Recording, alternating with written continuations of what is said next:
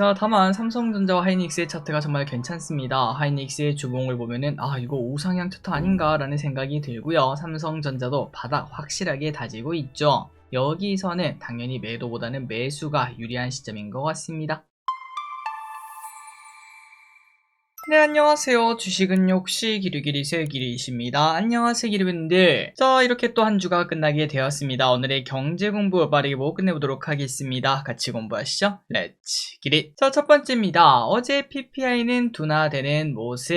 자, 어제 미국에서는 PPI가 공개가 되었거든요. 그런데 둔화 속도가 조금 빠르다는 평가가 등장했습니다. 말 그대로 경기 둔화 이야기가 또다시 나오기 시작했는데요. 그래서 지금 미국에서는 이거 경제 호황까지는 절대 갈 수가 없고 둔화 아니면은 침체 혹은 스태그플레이션 이 셋 중에 하나다라는 의견이 솔솔 등장하고 있는데, 다만 다행인 거는 몇 개월 전 트럼프가 칼춤을 췄을 때 요때죠, 요때. 그때랑 비교하면은 침체 확률이 확실히 많이 줄어든 상황이라고 합니다. 그래서 사람들은 아마도 경기 둔화가 오지 않겠나 이러한 전망이 나타나고 있다고 하네요. 다음입니다. 이 와중에 파월 아저씨의 말이 조금은 불편했습니다. 한번 보도록 할게요. 자, 어제 파월은 조금은 듣기 힘든 이야기를 했습니다. 일단 결론부터 말하자면 인플레가 불안해지고 장기 금리가 높아질 수 있다 이렇게 말을 했는데요. 자, 도대체 이 말이 무슨 소린가? 일단 과거 코로나 전만 하더라도 인플레도 경제도 전부 다 안정화된 상황이었다고 합니다. 말 그대로 예측하기가 쉬워서 금리를 장기적으로 낮춰가면서 그런 식으로 정책을 쓸 수 있었는데, 하지만 지금은 코로나 그 다음에 관세 전쟁 이런 것들을 겪고 나면서 예측이 상당히 어려운 상황이 되었다고 합니다. 그렇기 때문에 인플레가 언제 다시 튀어오를지 이런 것들을 예측하기가 쉽지 않아서 결국 금리를 과거처럼 제로 금리까지 낮출 수가 없는 상황이라는 것. 그 말인즉슨 금리가 낮아지면 낮아질수록 시장에 돈은 많아지고 우리의 자산 가격이 미칠도록 올라가는 시기가 오지 않겠습니까? 그런데 그 시기가 당분간은 오기가 힘들다라고 파월 아저씨가 말을 한 거죠. 결국은 코로나처럼 모두가 이제 미쳐있던 그러한 시절이 올 때까지는 조금 긴 시간이 필요하지 않겠나 라는 생각이 듭니다. 혹은 빠른 시간에 올 수도 있지만, 만약에 빠른 시간 안에 오려면은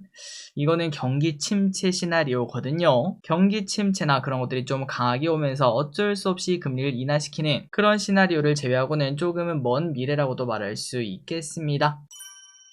다음입니다. 반도체 전망은 모건 스탠리에서 반도체를 전망했다고 합니다. 이 내용은 매우 중요하겠죠. 한번 내용을 보면은 일단 결론적으로 W자형 회복을 예상한다라고 말을 했습니다. 자, 그러니까 최근 들어서 D램 가격이 올라간다는 소식과 함께 우리의 삼전이 살짝 두근두근하고 있지 않겠습니까? 왼쪽은 주봉입니다. 그런데 여기서 이렇게 쭉 올라가는 게 아니라 여기서 좀 한 번 더 이렇게 쉬어갔다가 다시 올라갈 수 있다는 건데요. 그렇다면 이제 이번 오는 사이클을 W로 예상하는 이유가 뭔가 봤더니, 최근 D램 가격이 올랐었지만 이는 수요가 부족한 상황에서 가격만 오른 국면이라고, 그래서 결국은 다시 가라앉을 수밖에 없고 내년 초가 진짜 바닥으로 본다라고 말을 했습니다. 자, 모건 스탠리의 말이 무조건 맞는다라고 말할 순 없겠죠. 그래서 앞으로 흐름은 조금 더 지켜볼 필요가 있겠지만, 설령 W 사이클이라고 하더라도 결국 우리의 목적은 올해 말이든 내년 초든 오르기만 하면 되는 거 아니야 라는 생각이 듭니다.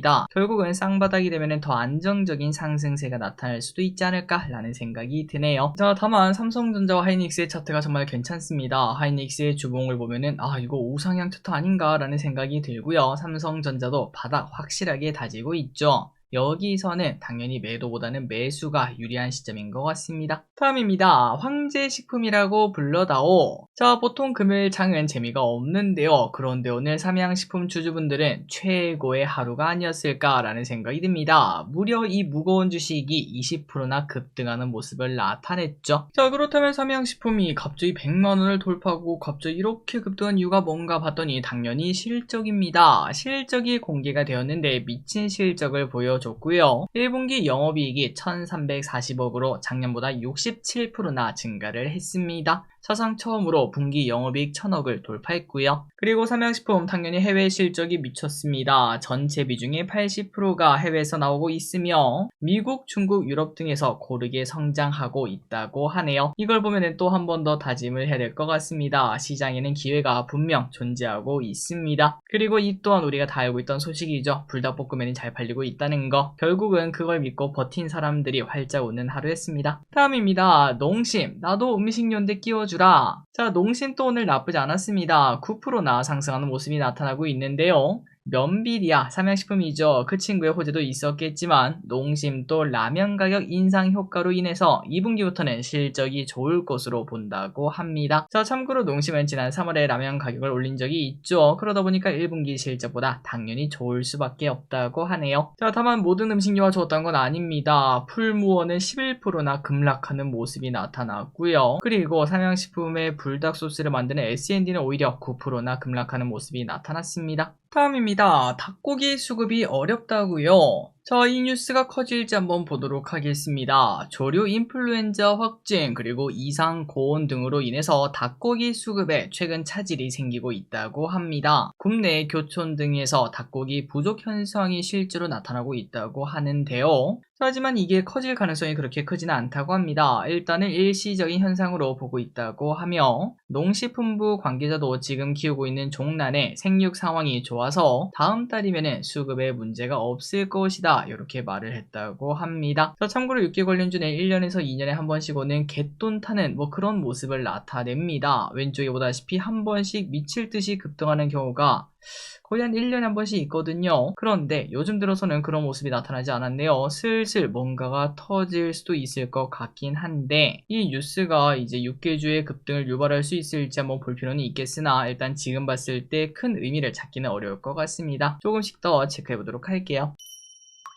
다음입니다. 원전 제2의 조선 방산이 될까? 자, 요즘 원전주 다릅니다. 분위기가 이상해요. 소리 소문 없이 상승하고 있는 모습이고요. 특히 BHI가 깜짝 실적까지 내면서 오늘 관심을 받고 있습니다. 급등한 이유가 뭐냐? 바로 1분기 실적이 좋았습니다. 전년비 매출이 85%, 영업이익이 253%가 늘었다고 하고요. 더 중요한 거는 하반기로 갈수록 실적이 더 좋아질 수 있다고 합니다. 그리고 두산에너빌리티도 어느덧 전 고점을 돌파해서 신고가를 쓰고 있는데요. 이 와중에 블룸버그가 뭐라고 했죠? 맞습니다. 다시 원전 시대가 왔다. 한국이 최대 수혜국이다. 이렇게 말하면서 한국 원전주에 관심을 끌어올리고 있다고 합니다. 자, 왼쪽에 BHI입니다. 이런 식으로 미칠 듯이 올라가고 있고요. 그리고 두산에너빌리티와 한전기술, 주봉을 봐도 이렇게 쭉쭉쭉 올라가는 모습. 한전기술, 우리기술 등은 한동안 좀 깔려 있었거든요. 이제부터 상승을 하면서 후발주자의 모습을 보여줄지도 볼 필요가 있겠습니다. 다음입니다. 오르는 쪽이 있으면 떨어지는 쪽도 있죠. 그 주인공은 왜 항상 2차전지인가 라는 생각이 드네요. LG엔솔 공모가도 깨졌다. 2차전지 하락이 계속되고 있습니다. 특히 LG엔솔은 바닥을 다지나 싶더니 결국 바닥을 깨고 하락하고 있는데요. 공모가 30만원 또 깨졌다고 합니다. 전기차 캐즘이 이어지다 보니까 계속 주가가 하락하고 있는 건데요. 중요한 건 지금 증권사 예측을 보면은 아직도 27년 퍼가 25나 된다고 합니다. 싸다고 하기는 좀 어렵겠죠. 그래서 지하실을 또다시 찾아가고 있다는 소식입니다. 다음입니다. 최근 코인이 조금 하락하고 있다고 하는데요. 그 이유가 뭔가 봤더니 미국 코인베이스가 해킹을 당했기 때문이라고 합니다. 자, 미국에 있는 코인베이스가 해킹을 당했습니다. 고객 정보가 유출되었다고 하는데요. 얼마 전에 우리나라에도 비슷한 일이 있었죠. 다만 다행히 지갑이 털린 건 아니라서 영향이 크지는 않았다고 합니다. 다만 지금 증시도 안 그래도 이제 좀 올라온 상황에서 이제 좀 많이 올라온 거 아니야? 이런 생각이 들 때쯤 이런 일이 생기다 보니까 코인도 당연히 하락을 피하지 못했다고 합니다. 알트코인이 크게 하락했고 해킹 소식이 울고 싶은데 뺨 때려준 격이 되었다고 하네요. 다음입니다. 콘텐츠가 많이 나옵니다. 곧 영화관에 갈 일이 생길 것 같습니다. 그거 바로 미션 임파서블 파이널 레코닝이 내일 개봉하기 때문인데요. 톰 크루즈가 주연하는 시리즈의 마지막 작품이라고 하는데 얼마나 재밌을지 당연히 저는 보러 가야 될 것 같습니다. 내일 개봉한다고 해요. 그리고 넷플릭스에서는 다음 달이죠. 오징어 게임 시즌3가 공개가 되는데요. 6월 27일에 공개가 된다고 하니까 보니까 관련주를 조금 봐야 되나 라는 생각이 듭니다. 자, 그리고 여담이지만 저는 요즘 넷플릭스에서 데블스 플랜이라는 걸 보고 있는데요. 많이 재밌더라고요. 시간 되시면 한번 보시기 바랍니다. 그 예전에 지니어스 알고 계시죠? 그 머리 쓰는 서바이벌 게임 프로그램, 그거랑 비슷한 프로그램인데 저는 재밌게 보고 있습니다. 다음입니다. 홈플러스 26계정 폐점설. 홈플러스가 잠잠해졌나 했더니 소문이 하나 돌고 있다고 합니다. 홈플러스 최대 주주인 사모펀드 MBK가 전체 점포의 20% 정도를 폐점할 수 있다고 하는데요. 그 이유는 심플합니다. 건물 임대주들이랑 얘기를 하고 있다고 해요. 지금 상황이 좀 어려우니까 일단 좀 깎아주쇼 이렇게 요청을 했는데, 하지만 그 협상이 당연히 다 잘 되진 않았을 것 같습니다. 그래서 결국 잘 안 되는 곳들이 나올 수밖에 없고, 그 점포 를 계약 해지할 수도 있다고 하네요. 내 집 앞에 있는 홈플러스가 사라질 수도 있겠습니다. 마지막 소식입니다. 옷값이 많이 싸진 이유. 요즘 옷값을 보면 올라가는 느낌을 받기가 좀 어렵다고 합니다. 인플레 시대에서 옷값은 왜 안 오르나 라고 딱 봤는데요. 그건 바로 글로벌 소비 위축으로 인해서 옷이 잘 안 팔리다 보니까 올릴 이유도 없고, 그러다 보니까 면화 가격이 10년 전 가격으로 떨어졌다고 합니다. 왼쪽에 보면 면화 가격이 2022년에 미칠 듯이 올랐지만 쭉 떨어져서 이제는 10년 전이랑 비슷한 모습을 나타내고 있죠. 그러다 보니까 의류업계에서는 한동안 더 저렴한 의류가 더 잘 팔릴 것으로 보인다고 합니다. 자, 오늘의 공부 여기까지 끝났습니다. 이번 주말 또 와 이렇게 쉬어야 되나 싶을 정도로 푹 쉬시기 바래요. 지금까지 길이셨습니다. 빠이요.